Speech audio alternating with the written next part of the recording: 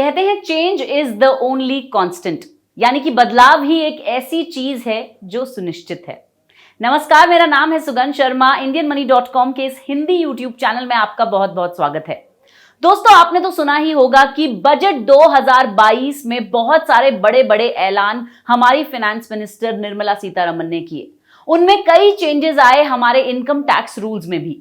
तो आज इस वीडियो में हम बात करने वाले हैं new income tax rule changes in 2022। पुराना साल चला गया है, नया साल आ गया है। जी हां, और यहां पर बात मैं सिर्फ कैलेंडर ईयर की नहीं कर रही हूं, फाइनेंशियल ईयर की भी कर रही हूं।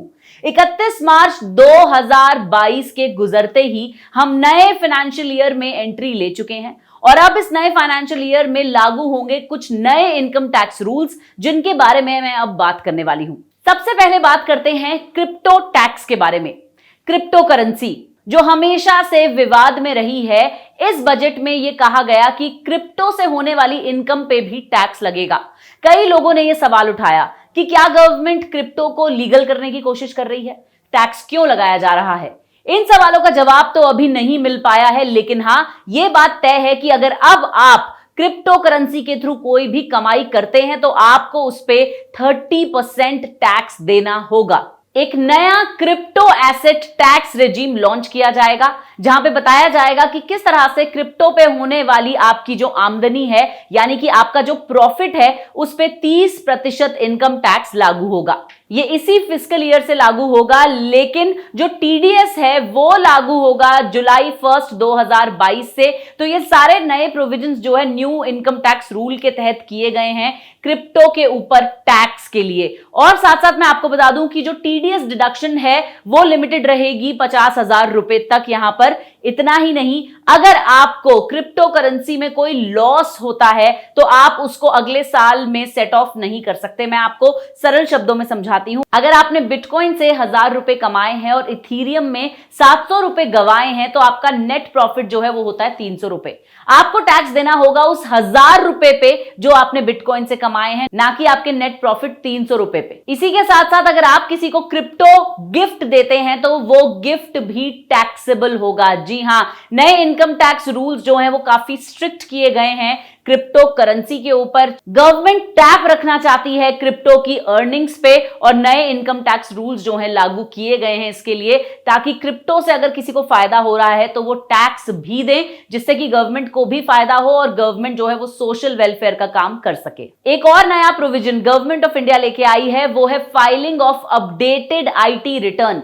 यानी कि जो हम इनकम टैक्स रिटर्न फाइल करते हैं हर साल, अब मान लीजिए कि आपने जो है अपना इनकम टैक्स रिटर्न पिछले साल ठीक से फाइल नहीं किया था, कुछ ऐसी आपकी इनकम है जो आपने छुपाई थी, या फिर आपने जो है कोई ऐसी इनकम है जिसके बारे में गवर्नमेंट को ब्यौरा नहीं दिया। अब यह होगा कि भाई आप स्क्रूटनी में आएंगे, गवर्नमेंट आपको आईटी नोटिस भेजेगी। इसकी बजाय गवर्नमेंट आपको मौका दे रही है कि आप अपने 2 साल पहले तक के आईटी रिटर्न को रीफाइल कर सकते हैं, अपडेटेड रिटर्न आप फाइल कर सकते हैं। यह क्यों किया गया है? इसे कहते हैं सेल्फ गवर्नेंस, यानी कि सिटीजन्स जो हैं वो खुद को ही सेल्फ गवर्न करें और अच्छे से अच्छे तरीके से अपना अपडेटेड इनकम टैक्स रिटर्न जो है वो फाइल कर सकें। वैसे मैं आपको बता दूं कि मैंने आपके लिए स्पेशली बनाया है टैक्स प्लानिंग कोर्स हमारे फ्रीडम ऐप पे, जहां पे मैंने बात की है कि इनकम टैक्स क्यों भरना चाहिए और इनकम टैक्स अगर आप ना भरें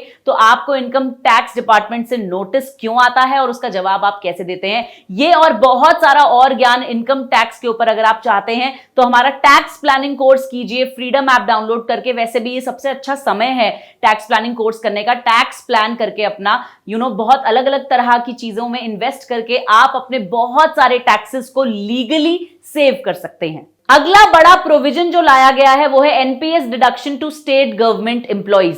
पहले आप देखते थे कि सिर्फ सेंट्रल गवर्नमेंट एम्प्लॉइज ही जो हैं वो एनपीएस कंट्रीब्यूशन पे टैक्स डिडक्शन जो है वो क्लेम कर पाते थे। अगर आप स्टेट गवर्नमेंट के लिए काम कर रहे हैं तो आपका जो एनपीएस कंट्रीब्यूशन यानी कि नेशनल पेंशन स्कीम कंट्रीब्यूशन होता है आपके एम्प्लॉयर की तरफ से आपके लिए, तो उसमें आपको 14% या फिर आपकी बेसिक सैलरी, इनमें से जो भी जो है कम हो, प्लस डियरनेस अलाउंस, ये सब कुछ आप जो है क्लेम कर सकते हैं सेक्शन 80 CCD 2 के तहत। पहले ये फैसिलिटी सिर्फ सेंट्रल गवर्नमेंट एम्प्लॉयज के लिए थी और अब ये फैसिलिटी स्टेट गवर्नमेंट एम्प्लॉयज के लिए भी कर दी गई है।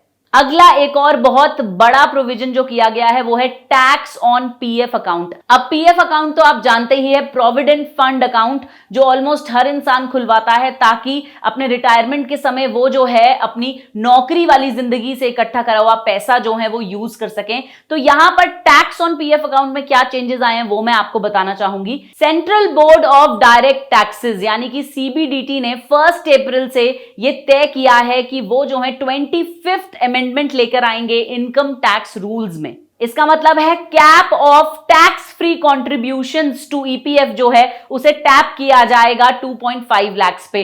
अगर 2.5 लाख रुपए से ज्यादा का अमाउंट जो है वो डाला जा रहा है ईपीएफ में तो उससे जो इंटरेस्ट अर्न होगा उस पे टैक्स लगेगा। तो ये एक बड़ा बदलाव है पीएफ अकाउंट्स के लिए। अगला बदलाव आया है LTCG के टर्म्स में, यानी कि लॉन्ग टर्म कैपिटल गेन्स। मैं आपको बता दूं कि प्रेजेंटली जो है 15% का सरचार्ज लगता है लॉन्ग टर्म कैपिटल गेन्स पे इनकम टैक्स के तहत, अगर आप इक्विटी या फिर म्यूचुअल फंड्स जो हैं उनमें डील कर रहे हैं।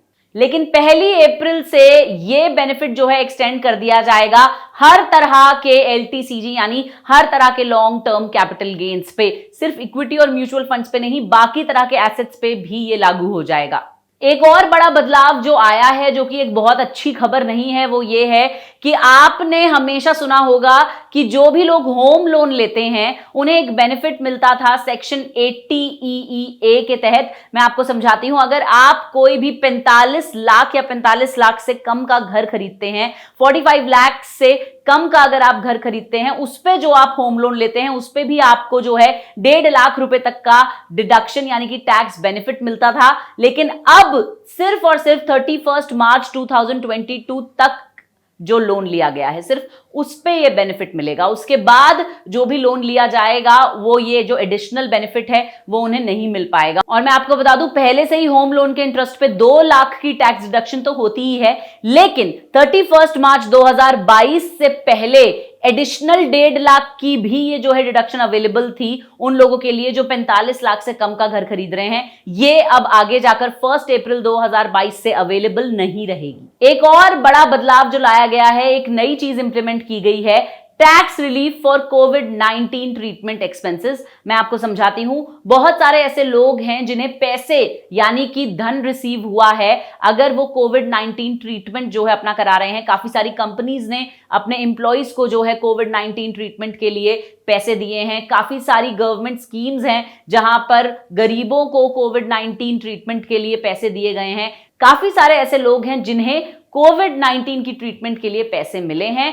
इन पैसों पे टैक्स जो है वो नहीं लगेगा और अनफॉर्चुनेटली जिन लोगों की मृत्यु हो गई है कोविड-19 से, उनके फैमिली मेंबर्स को 10 लाख रुपए तक का अगर अमाउंट मिला है और वो अमाउंट उनकी मृत्यु के 1 साल के अंदर अंदर मिला है तो उस पर जो है उन्हें टैक्स पे नहीं करना पड़ेगा। एक और टैक्स रिलीफ आया है, जितने भी डिफरेंटली एबल्ड लोग होते हैं उनके जो गार्जियंस हैं या उनके जो पेरेंट्स हैं वो अब डिफरेंटली एबल्ड लोगों के लिए भी जो है इंश्योरेंस स्कीम ले पाएंगे। और आप तो जानते ही हैं कि इंश्योरेंस में भरा हुआ जो प्रीमियम होता है, स्पेशली हेल्थ इंश्योरेंस जो होता है, वो टैक्स जो है उसमें आपको रिबेट मिलता है, आप उसे टैक्स डिडक्शन के अंदर शो कर सकते हैं। तो यहां पर मैंने आपको बताया ये मेजर चेंजेस जो न्यू इनकम टैक्स रूल के तहत किए गए हैं, 1 अप्रैल 2022 से ये लागू होंगे।